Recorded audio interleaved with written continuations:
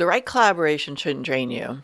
It should multiply your momentum. So if you've been frustrated with collaboration, it's probably because you're focused on the wrong part of collaboration, your mindset is not in the right place, or you haven't actually built an ecosystem where it grows perpetually without a lot of extra effort. You are listening to Amplify Your Success Podcast, episode 464. And today we're going to talk about those one-sided collaborations and disappointing partnerships, why they're not working, and how to fix it. You ready for this? Let's get started.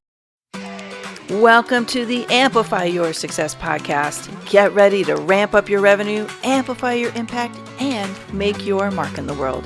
This is the show for experts, thought leaders, and service professionals who want to shatter their limits and achieve that next level. You're going to find out from other experts and influencers how they made it. Now, let's get amplified.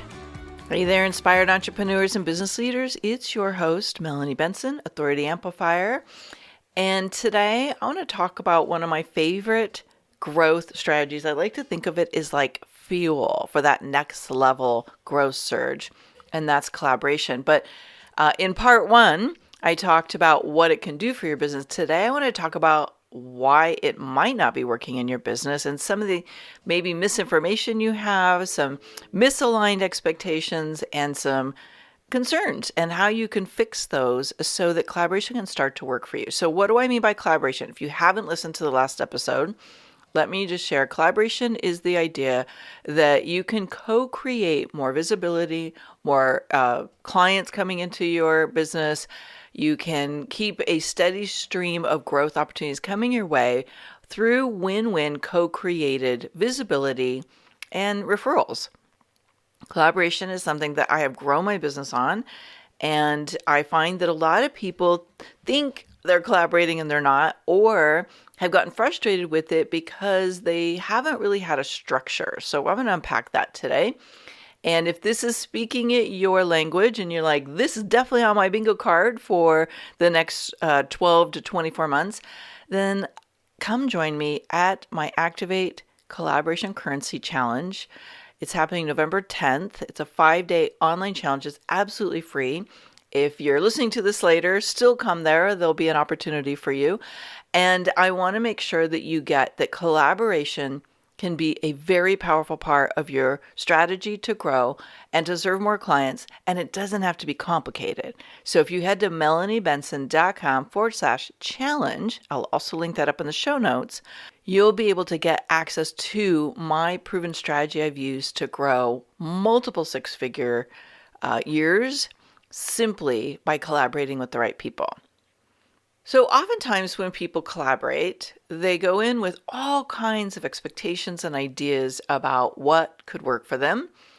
And they end up coming to me later, especially clients that I start working with, and I inspire them and encourage them to start collaborating. They're like, oh, I've tried that and it doesn't work for me.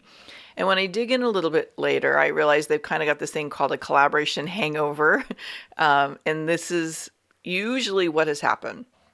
They participated in some collaborations, maybe somebody invited them in, or they heard about collaborating and doing strategic partnerships, and they tried a few things, like maybe they tried to move a podcast host into more opportunities together. They had some very loose agreement about doing some referral swaps. Maybe they tried hosting their own summit or doing some kind of promotional swap, or maybe they got really adventurous and did a joint venture with a lot of moving parts, and it just didn't go the way they hoped. They felt like the results didn't match the input. It was a lot of work, or the collaboration partners really kind of dropped the ball. And this is not uncommon, but there is a fix for that. Now, what tends to kind of create that hangover effect and that pushback is they've spent more time organizing it or more time promoting other people than they saw the results. And so they got into this, like, is this really even worth it? I could put that kind of energy into something else. Well, there's a couple things going on. One, it's probably a very loose, unclear approach. or there was some missing components of why it didn't work. So we're going to cover that in today's episode. And I want to just impress one really important thought. In today's marketplace, one of the things that is so essential is any kind of opportunity where your path to the sale is shorter and trust building is accelerated. And that's one of the reasons why collaboration works so well. I think right now we're seeing a lot of people going solo. They're in their own silo. They're trying to push big boulders upstream all by themselves, and it's hard and it's not working, and they're frustrated by that as well. And so people are turning back to collaboration. And collaboration is really a valuable process if you do it well. So before you throw that idea out, it's just never going to work for me, or it's too much work, let's talk about why it's probably stopped working or didn't work and how to fix it. So typically there's 4 or 5 really common reasons why. I'm going to unpack this even more in the challenge, because I think that when you understand what's not working, then we can start to focus on how to flip it into what does work. And when these things don't work, trust me, it's going to act like a big energy leak, not just for the results, but for you, your business. It's going to get you in your head. You're going to start doubting, maybe my stuff just doesn't sell. And I've been in some really, really aligned partnerships that didn't work. And it was interesting as we unpack it even more, finding out why. And there always is a reason why that's not about you per se, but just some of these other factors. So the first one is misalignment. And oftentimes this is misalignment in a partnership. Sometimes it's a misalignment in the offer. One of the things that I see, and I have certainly stepped into this one, where you are aligning with friends and or the convenience of something that should work, like, oh my God, they've got a huge audience, or there's a big opportunity to get you in front of a lot of people. And I've coached clients off the cliff, so to speak, for making a really bad decision, getting swept up in some big momentum around something. I'm like, that's not your audience. This is not the best use of your time.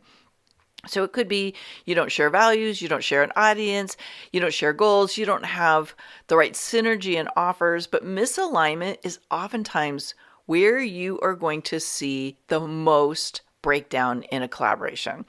And it doesn't always have to be that it's the wrong partner. Sometimes it's the wrong timing. And it's a misaligned time. Like if they've been promoting a whole bunch of stuff for other people and you drop in and you're like, yeah, let's do a promo. They're like, sure, I can squeeze you in. Their audience could be completely numb because they've been bombarded with stuff. So misalignment is a huge energy leak and a disconnection for a lot of people. Now, I personally had a client who was trying to collaborate with peers that were appearing to be the right fit. They had a big list. They had some potential synergy. But what was happening was the stage that person's audience was in was in a complete mismatch. So they were a dating coach, and they had clients who were coming out of a divorce. That's their specialty, this person. And they were coming out of a divorce or a loss of a long-term partner, and were getting back on the market. And this peer should have really been potentially a good match, but the problem was it was too general. So they were partnering with somebody who served the target audience of women coming out of a long-term partnership and wanting a new relationship. But because it was so broad, what was happening is they were just getting a few little drips. It was kind of like throwing a needle into a haystack and hoping some stuff came out.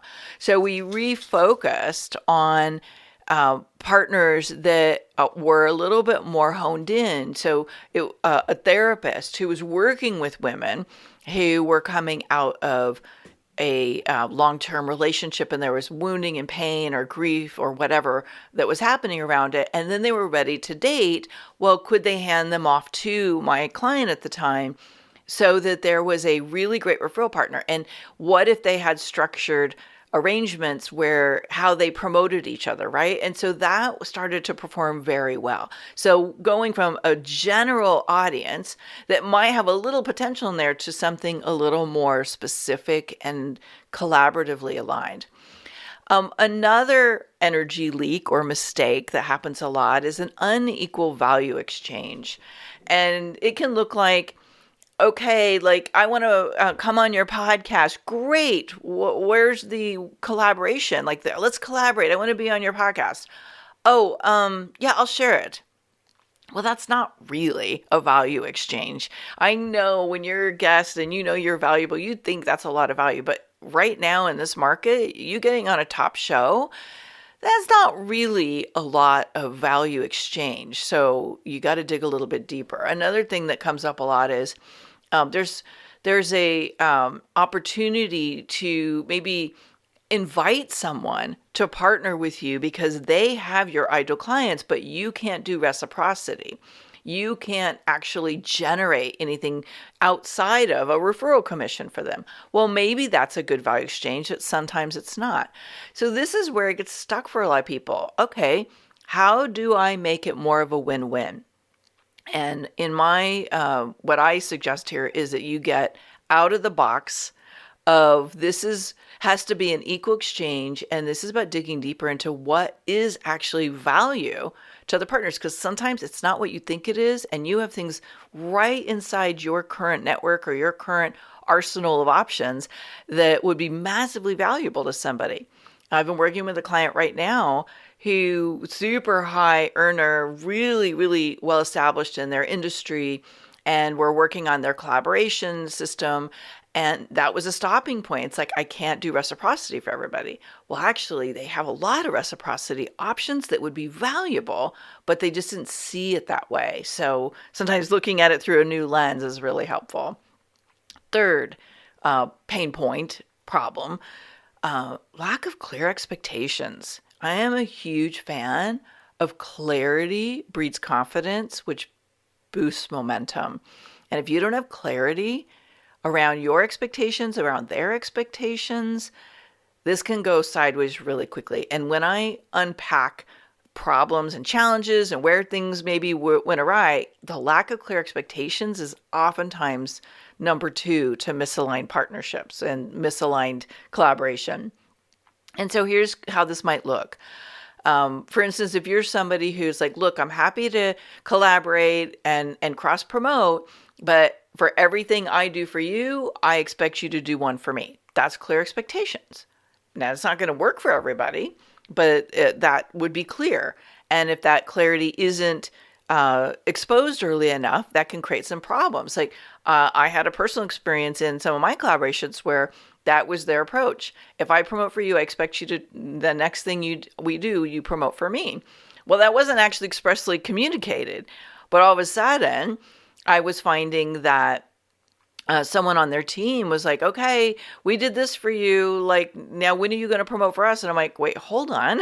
It's like, I have something planned for you guys, but not this. Like, where did this come from? And it created tension that didn't need to be there.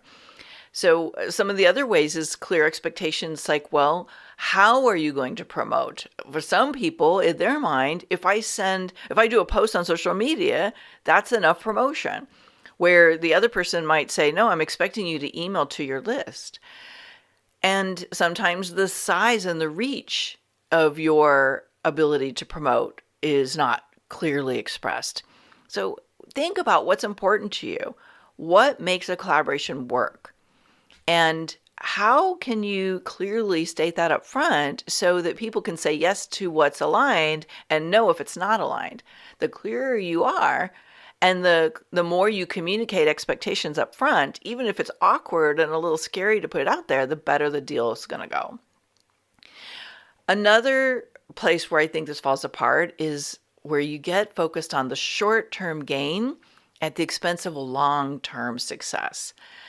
I believe that collaboration is not a one-time transaction. It's part of a bigger ecosystem.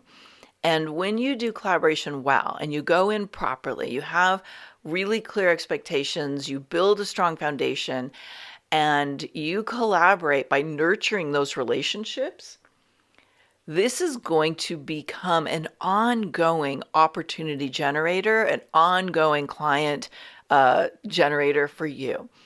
But when you go in thinking this has to work the first time and it doesn't, deal over, you kill it. Or if you think like, wow, okay, they didn't promote for me right away.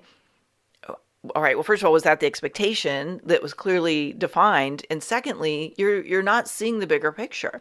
I have a lot of people that go into podcasts and they're like, I got zero. I mean, I get a few dribbles of leads that came into our lead magnet or our freebie. I'm like, great. So what did you do next?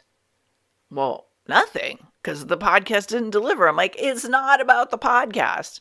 That's just the opener.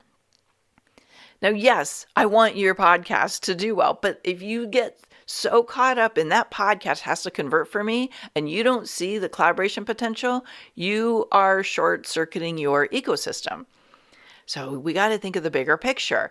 And the people that really invest and nurture an ecosystem, they're the ones that have the best results, whatever that looks like. And last, this one, I think once you get your system in place, this one doesn't happen as much, but you don't have a follow-up system. There's no nurturing that's taking place. So you make a great connection, but if it's followed by radio silence, or you have a podcast interview and you don't nurture that and move that forward, you're leaving the money on the table. You need a way to nurture and connect and add value to reinforce the potential of the relationship. And you can't just leave it in this one-dimensional place of out when transaction didn't work, because that's not collaboration. That's just a promotion. And what I want you to start thinking about is how could I, build a connection-based ecosystem. Now, that's what I do inside my business. That's what I do inside my programs. That's what we do inside Collaboration Currency. But I realize that's not necessarily everybody's default. And this is just a different shift. I want you to shift the paradigm of, I don't have time to. This is a big part of what could be a successful growth strategy in my business. So how do I make time for it? Or could I maybe just join and become part of an ecosystem that is, building on itself and growing itself? Okay, so that is maybe the priority for you. So I think one of the things that I want you to do first, if you're recognizing yourself in any of those breakdown points or something else that I didn't cover here, is it's not necessarily that collaboration fails you. It's that your strategy hasn't been dialed in to perform the way you want it to. I am a big fan of collaboration. I feel like it is one of the best growth fuels for your business. If I need an injection of clients, I almost always will turn to a collaboration. I will go back to my network. I'll start to work the process. I will create a really great win-win way outside of my podcast, because that is one of them. And you have to really look at what is your collaboration model? What's your roadmap? What are you going to do consistently to keep the collaboration working?